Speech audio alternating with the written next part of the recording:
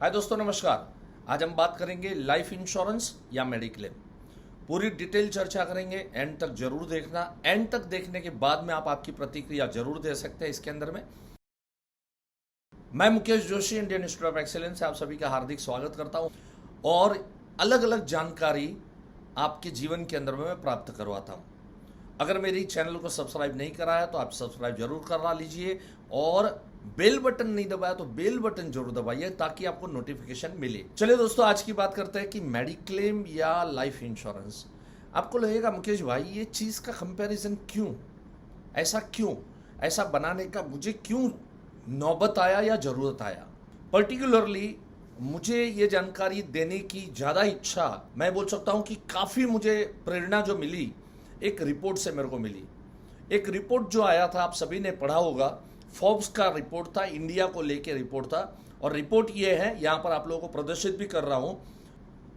According to Forbes advisor India, 70% of the Indian population has public or private health insurance, while 30% do not।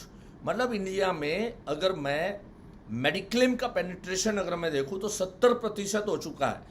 और चलो ये public and मतलब government की तरफ से जो ऑफर दिया जा रहा है वो, और प्राइवेट ऑफर दिया जा रहा है वो। प्राइवेट ऑफर वाले बहुत कम है इसके अंदर में। अगर प्राइवेट ऑफर में भी अगर देखा जाए तो मात्रा जो है, मतलब जो सम इंश्योर्ड की जो मात्रा है वो काफ़ी कम होती है। मेडिक्लेम का भी पेनिट्रेशन ऐसे देखने जाओ तो कम है, बट फिर भी ओवरऑल अगर पिक्चर देखें तो हम ये कह सकते हैं 70% इसका पेनिट्रेशन है। और कोरोना के बाद इसमें काफ़ी परसेंटेज में बढ़ोतरी हुई। कोरोना के बाद लोग सजाग हुए, लोगों को लगा कि नहीं, इस चीज़ की ज़रूरत है और हमने मेडिक्लेम कराना चाहिए। लेकिन बड़े अफसोस की बात यह आई कि कोरोना के पहले लाइफ इंश्योरेंस का पेनिट्रेशन ज़्यादा था, कोरोना के बाद उसका पेनिट्रेशन घट गया। और मज़े की बात, वो जो ज़्यादा था कोरोना से पहले, वो भी क्या था आप जानोगे तो हैरान हो जाओगे। Life insurance penetration in India in 2022-23 was 3%, down from 3.2%। मतलब कोरोना से पहले 3.2 था जो अभी 3% हो गया, मतलब 0.2% डाउन हो गया। This is higher than the global average of 2.8% in 2023 but lower than the global average of 6.8%। The overall insurance penetration in India is only 4%। जरा सोचने वाली बात है ना कि ऐसा क्यों। बस यही एक रिपोर्ट की वजह से मुझे ऐसा लगा कि आप लोगों के बीच में मैंने ये सब्जेक्ट लेके रखना चाहिए और इसका महत्व आप लोगों के बीच में मैंने देना चाहिए, आपको समझाना चाहिए। चलो अभी इसकी विस्तृत चर्चा करेंगे, ध्यान से एंड तक जरूर देखिए। मुद्दे सारे जो है वो जेन्युइन मुद्दे हैं, प्रैक्टिकल मुद्दे हैं। ये सांस लेना इंपॉर्टेंट है या सांस को छोड़ना इंपॉर्टेंट है। हम देखिए, आप सांसें लेते भी है, सांसें छोड़ते भी है, सांसें लेते भी है, सांसें छोड़ते हैं। ब्रीदिंग में इन एंड आउट, ये दोनों में से अगर मैं आपको कहूं दो में से कोई भी एक चॉइस करनी है, आप किसको करोगे? दोनों ही जरूरी है। तो बोले उसी तरह से लाइफ के अंदर में दोनों ही जरूरी है। लाइफ इंश्योरेंस भी जरूरी है और मेडिक्लेम भी जरूरी है। दोस्तों, मैं अगर आपको ये पूछूं कि सब्जी खानी चाहिए या रोटी खानी चाहिए, अगर मैं आपको पूछूं दाल खाना चाहिए या चावल खाना चाहिए, कैसा लगता है ना आप लोगों को? बड़ा ऑर्डर लगता है। तो वैसे ही अगर जो इंश्योरेंस को समझने वाली व्यक्ति है उसको यही चीज़ ऑड लगती है कि जब लोग मेडिक्लेम को समझ पाते हैं लेकिन जब लोग लाइफ इंश्योरेंस को नहीं समझ पाते। मेडिक्लेम क्या है? मेडिक्लेम ये है कि जैसे पहले मैंने आपको कहा कि मैं अगर अस्पताल में होता हूँ या तो मेरा परिवार का कोई भी सदस्य अस्पताल में होता है, तो उस समय पे जो भी 4 दिन 5 दिन का जो बिल है वो बिल का reimbursement, that is a mediclaim. क्या हम लाइफ है, हमारे लाइफ की कीमत देखो आप, हमारी ज़िंदगी की कीमत देखो आप। हम कितने पैसे जीवित है तो हम कमा रहे हैं, उसकी कीमत अगर आप हिसाब लगाओगे तो क्या इंपॉर्टेंट है? Life insurance important. देखिए, मेडिक्लेम में आपके जीते जी आपको भुगतना है कि मेरा इतना लॉस हो गया, लेकिन लाइफ इंश्योरेंस के अंदर में हमारे परिवार को भुगतना पड़ेगा। कौन सक्षम है? आपकी नॉन वर्किंग वाइफ, आपके नॉन वर्किंग बच्चे, या कौन आप कमाने वाले व्यक्ति, कौन पावरफुल कौन है? आप पावरफुल है। जरा आप सोचिए कि ये आफत, जब तक मेडिक्लेम है आप पावरफुली स्ट्रांगली खड़े हुए हैं। मैं कई बार प्रश्न करता हूं, आप अस्पताल में गए, लाख रुपए का बिल हुआ, चलो मेडिक्लेम होना ही चाहिए और लाख रुपया रिइंबर्समेंट मेडिक्लेम देता है, बहुत अच्छी बात है। चलो किसी कारणवश आपकी मेडिक्लेम इंश्योरेंस पॉलिसी लैप्स हो गई थी, आपको मालूम नहीं था, और लाख रुपए का आपको लॉस हुआ। लॉस है, एब्सोल्युटली आपको लॉस है, लेकिन वापिस आप आ गए तो कमा रहे हैं, महीने का लाख रुपया कमा रहे हैं, तो एक महीने में वसूल कर दिया आपने। लेकिन जरा सोचिए कि अगर आप अस्पताल में एडमिट है और किसी कारणवश डेथ हो गई, किसी नेग्लिजेंसी की वजह से, या तो फिर डॉक्टर भी कहते हैं सब चीज़ें हमारे हाथ में नहीं होती है, आप जिंदा वापस घर पे नहीं आए, चलो अस्पताल में 4 दिन एडमिट आपको किए थे, तो भले डेथ हो गया, लेकिन उसके बावजूद भी मेडिक्लेम का पैसा तो मिलेगा, रिइंबर्समेंट जरूर होगा। लेकिन what about life? What about her महीना जो लाख रुपए आप अपने परिवार के लिए कमा के ला रहे थे, उसके बारे में हम क्यों नहीं सोचते? मैंने अक्सर देखा है कि मेडिक्लेम के अंदर में आजकल क्या है, कंपनियां काफ़ी स्ट्रिक्ट हो गई है, तो लाख रुपए का बिल होता है और शायद आपको 92,000 मिला। हम लोग लड़ते हैं, हम लोग झगड़ते हैं, हम लोग एजेंट को गुस्सा कर लेते हैं, जिस कंपनी का मेडिक्लेम है उसके सामने हम लोग गालियां बकने लगते हैं। हाँ, तुम लोग प्रीमियम बढ़ाते जाते हो, तुम लोग प्रीमियम तो ले लेते हो, लेकिन जब क्लेम आता है तो क्यों 1 लाख रुपया नहीं दिया? 8,000 का लॉस हुआ, वो आपको अफोर्डेबल नहीं होता, वो आपको दुख दिलाता है। जरा सोचो, अगर लाइफ नहीं रही तो कितना बड़ा लॉस हुआ। क्यों इस बारे में सोचते नहीं है?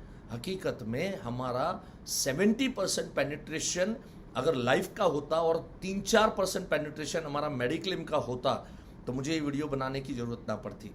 हालांकि मैं तो ये कहता हूं दोनों इक्वल होना चाहिए, 70% लाइफ एंड 70% मेडिक्लेम, दोनों इक्वल में होना चाहिए। इसकी भी जरूरत है। मैं क्यों लॉस करूं यार? आज अगर मैं अस्पताल में एडमिट हूं तो मैं क्यों लॉस करूं? अगर उसका हॉस्पिटल बिल का रिइंबर्समेंट मिल रहा है तो मैं लॉस क्यों करूं? ये भी इंपॉर्टेंट है। लेकिन जरा सोचो, बड़ा लॉस किस चीज का है? कभी कभी सोच आती है कि बड़ा लॉस हमें नजर में क्यों नहीं आता, वो छोटा लॉस नजर में आता है। अच्छी बात है, अगर छोटा लॉस नजर में आता है तो बड़ा लॉस तो ज्यादा नजर में आना चाहिए। मैंने मेरे एक वीडियो के अंदर में कहा था कि आपके 2 गोडाउन है, एक है 5 करोड़ का गोडाउन, एक है 5 लाख का गोडाउन।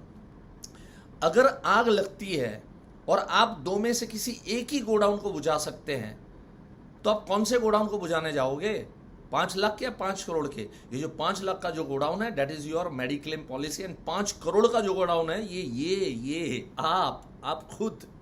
एक बहुत सुंदर चुटकुला आया था, प्रश्न पूछा गया था कि आपके जेब से 500 रुपए का नोट गिर गया और आपके जेब से 50 रुपए का नोट गिर गया, तो आप कौन सा उठाओगे?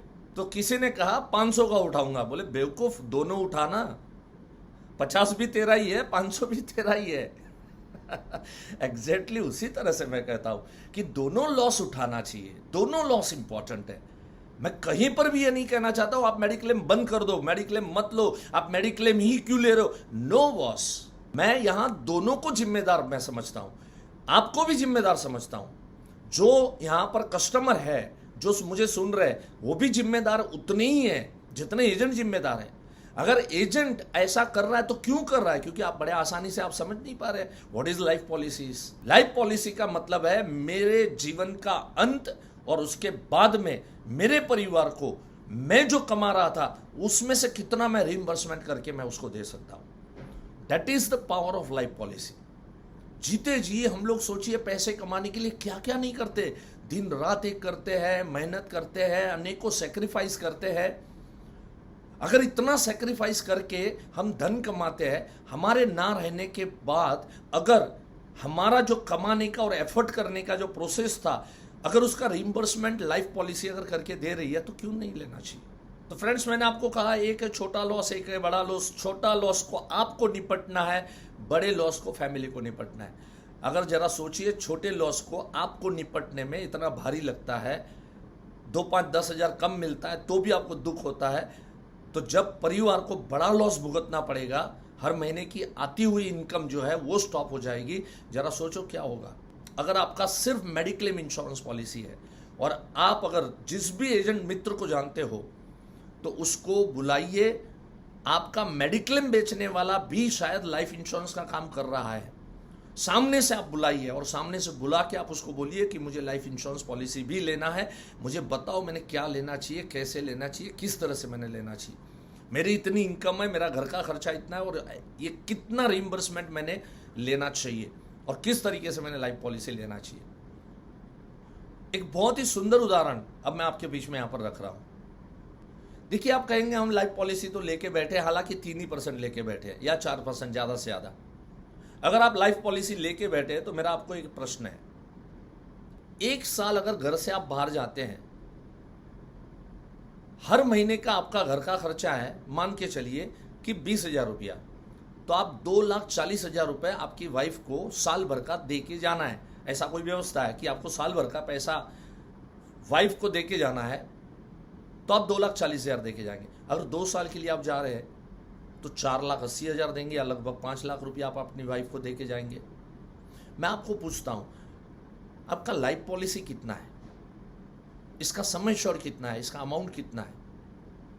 और मुझे मालूम है आप सब लोग, क्योंकि ये भी मेरे पास रिपोर्ट है कि 97% पॉपुलेशन ने जो पॉलिसी लिया है, उनकी बात कर रहा हूं, 97% पॉपुलेशन ने 5 लाख सम एश्योर्ड से कम लिया है। तो शायद आपका जवाब आएगा 2 लाख सम एश्योर्ड, 3 लाख की पॉलिसी ली है, 5 लाख की पॉलिसी ली है, 4 लाख की पॉलिसी ली है।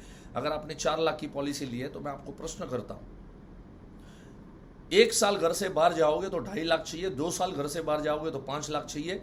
लाइफ इंश्योरेंस का मतलब क्या? आप क्या समझे लाइफ इंश्योरेंस? लाइफ इंश्योरेंस का मतलब है सुबह निकले और जिंदा वापस कभी नहीं आए तो मेरी वाइफ को कितने रुपए मिलने चाहिए? 4 लाख रुपए। अरे 1 साल के लिए 2.5 लाख, घर का खर्चा खाली बोल रहा हूं मैं, 2 साल के लिए 5 लाख, जीवन भर के लिए कितना? जरा अपने आप को पूछ लेना। इसका मतलब लाइफ इंश्योरेंस पॉलिसी एनालिसिस करने के बाद में हमको हमारे जरूरत के हिसाब से हमको लेनी चाहिए, नहीं कि कोई आया और उसके ऑब्लिगेशन में चलो यार तू आया है तो ले ले 2 लाख का बीमा। ऐसा नहीं होना चाहिए। को मिलते हैं एक नई पावरफुल वीडियो के साथ। Thank you so much, have a nice time, God bless you, love you all, धन्यवाद।